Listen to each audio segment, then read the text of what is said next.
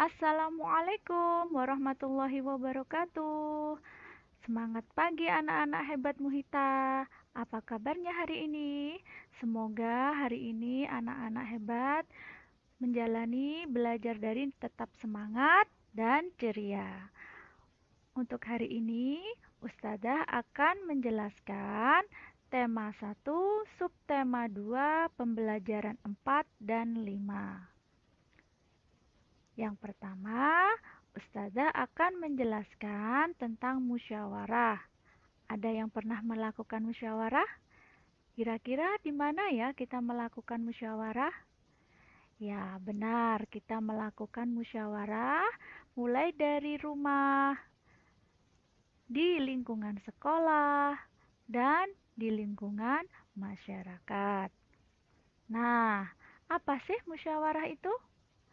Musyawarah merupakan cara terbaik dalam menyelesaikan masalah bersama. Kira-kira tujuannya musyawarah apa ya? Tujuan dari musyawarah itu sendiri antara lain mengambil keputusan atas suatu masalah, mendapat kesepakatan bersama, dan untuk memenuhi persyaratan norma hukum. Nah, manfaat dari musyawarah itu sendiri antara lain: satu, mendapat cara pemecahan masalah dengan baik, dapat menyatukan pendapat yang berbeda. Kemudian nomor tiga, melatih menyampaikan pendapat atau ide. Yang keempat, dapat mengambil keputusan dengan benar. Dan yang kelima, keputusan yang diambil memiliki nilai keadilan. Nah, itu merupakan pengertian dari musyawarah, tujuan dari musyawarah, dan manfaat dari musyawarah. Selanjutnya, kita akan belajar cara menyimpulkan informasi dari suatu bacaan. Sebelum menyimpulkan informasi dari suatu bacaan, terlebih dahulu kita akan memahami atau mempelajari apa itu kesimpulan dan ide pokok. Kesimpulan adalah suatu kalimat yang disampaikan yang diambil dari beberapa premis atau ide pikiran dengan aturan-aturan yang berlaku. Kesimpulan juga bisa disebut gagasan yang tercapai pada akhir pembicaraan. Sedangkan ide pokok adalah gagasan atau masalah utama yang dibahas dalam suatu paragraf. Ide pokok sering juga disebut sebagai pokok pikiran, gagasan utama atau gagasan pokok.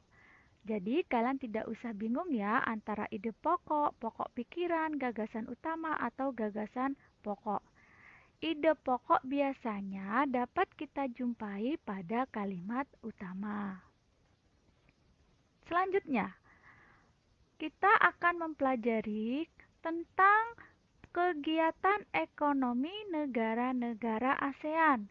Masih ingat anggota ASEAN ada berapa negara?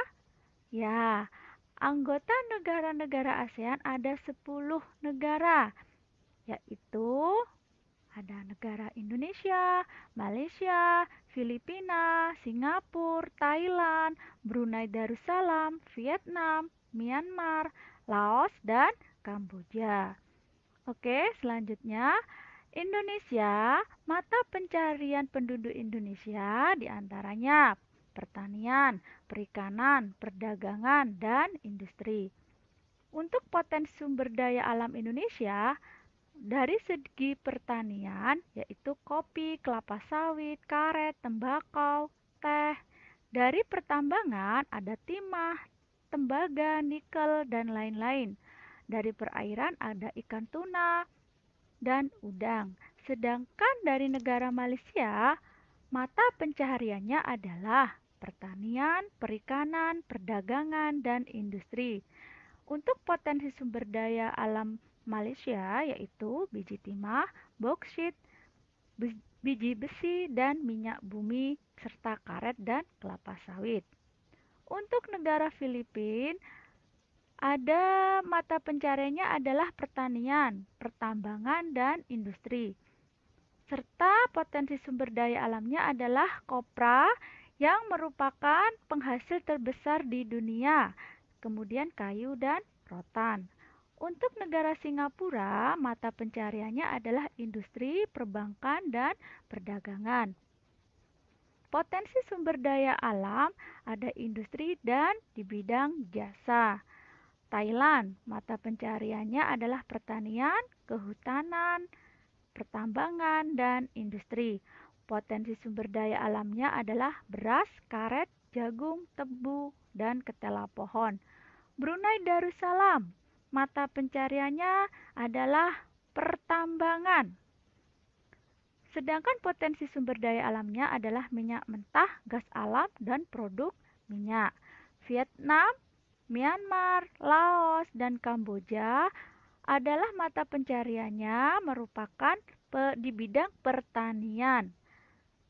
Potensi sumber daya alam dari negara Vietnam adalah padi, bambu, kina, kayu manis, minyak bumi, dan biji besi. Sedangkan potensi sumber daya alam negara Myanmar adalah kayu jati, beras, kacang-kacangan, karet, kopra. Sedangkan dari negara Laos, potensi sumber daya alamnya adalah beras, jagung, tembakau, jeruk, dan kopi. Kemudian dari negara Kamboja ada beras, karet, tembakau, jagung, sayuran, dan berbagai jenis umbi. Itu merupakan kegiatan ekonomi di negara-negara ASEAN. Selanjutnya, kita akan mengetahui jenis-jenis patung. Apa saja jenis-jenis patung itu? Jenis-jenis patung diantaranya yang pertama adalah patung religi. Yang kedua ada patung monumen, patung arsitektur, patung dekoratif, patung seni, dan patung kerajinan. Nah, tugas hari ini anak-anak harus tetap semangat. Tetap semangat dalam mengerjakan tugas dari rumah. Anak-anak bisa mengerjakan buku tema 1, subtema 2, pembelajaran 4 dan 5. Tetap semangat ya. Ustazah harap kalian tetap semangat dalam belajar baik dari rumah. Sekian dari Ustazah. Wassalamualaikum warahmatullahi wabarakatuh.